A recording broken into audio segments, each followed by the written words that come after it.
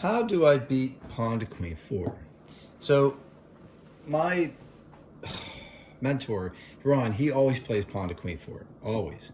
So I need to have some counter moves against this. So here's a trap that I was thinking of.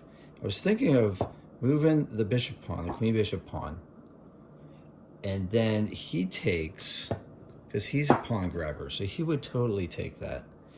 And then I move the knight pawn forward one, right? So pawn to d6, right?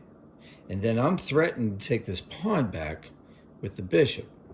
So if he decides that he wants to protect it, he would move this pawn forward, right? And then I would move this pawn forward to threaten this pawn, to undermine it. Now, if he takes the pawn, right? Well, he may actually, if he takes that pawn, I just take it back with the rook. But if, so that's just a trade, so that doesn't really work that well. But if he protects it, let's say he protects the pawn, then I take, he takes, I take his rook. So that's no good for him. So he won't do that. He's smart enough not to do that. But what might happen is instead he might try to protect it with this pawn.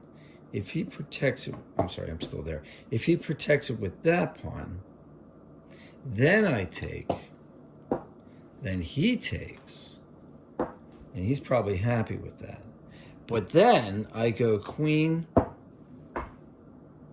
right, to c5, I'm sorry, c6, and now I'm threatening his rook that way. And he can't protect the rook, right? He has no pawns here to protect it. If he protects it with the bishop, then I just take the bishop. And then he might go like here or something like that to protect his rook, but then I'm going to take his knight and put him in check. So that's no good for him. If he stays put, he might try, yeah, I mean, that's no good for him. So if he doesn't protect, he's going to lose either a bishop or a knight.